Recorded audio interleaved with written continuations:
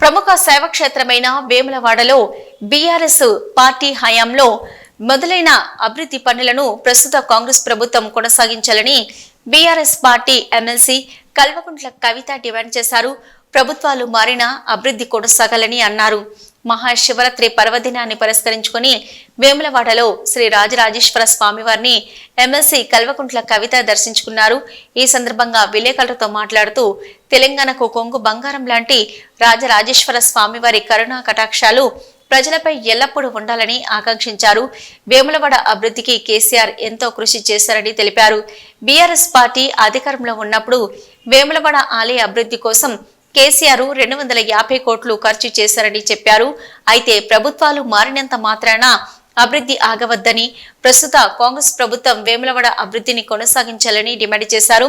BRS హయాంలో గుడి చెరువు వద్ద 30 ఎకరాలు ప్రభుత్వం కొనుగోలు చేసిందని, ఆలయానికి అందించిందని, ప్రస్తుతం అక్కడ అభివృద్ధి జరగడం లేదని స్థానికులు చెప్తున్నారని, కాబట్టి అక్కడ అభివృద్ధి పనులను కొనసాగించి త్వరగా పూర్తి చేయాలని సూచించారు.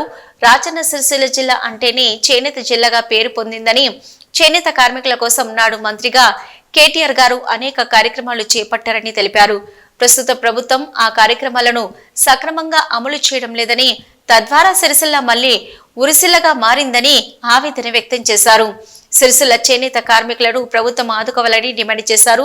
అలాగే అన్ని నియోజకవర్గాలను ప్రభుత్వం సమానంగా చూడాలని సూచన చేశారు.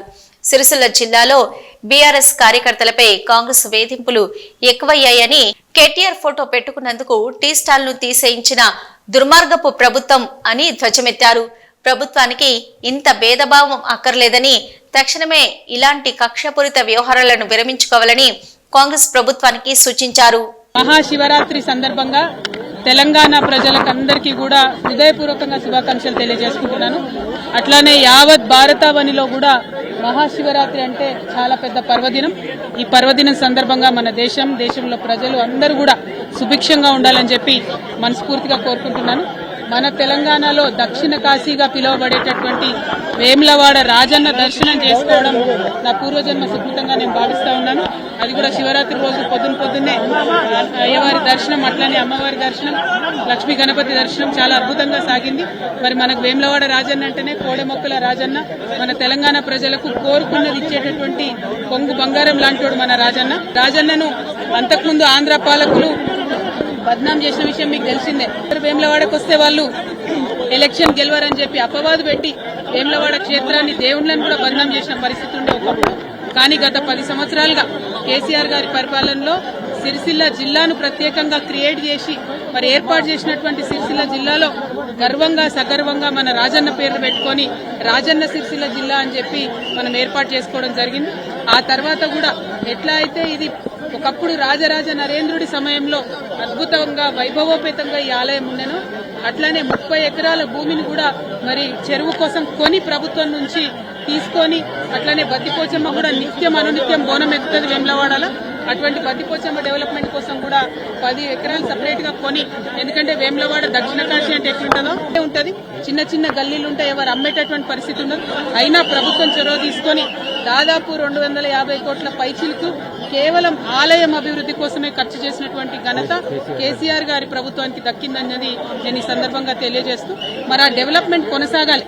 ప్రభుత్వాలు మారినంత మాత్రాన డెవలప్మెంట్ ఆగొద్దు. ఇప్పుడు ఏవైతే 30 ఎకరాలు మేము అక్కడ కొని మా ప్రభుత్వం నుండి రాజన్న వారి ఆలయానికి ఇచ్చినామో, మరి ఆలయంలో గుడి చెరువు దగ్గర డెవలప్మెంట్ అన్నది ఆగిపోయిందని ఇప్పుడు అయ్యవారు చెప్తా ఉన్నారు.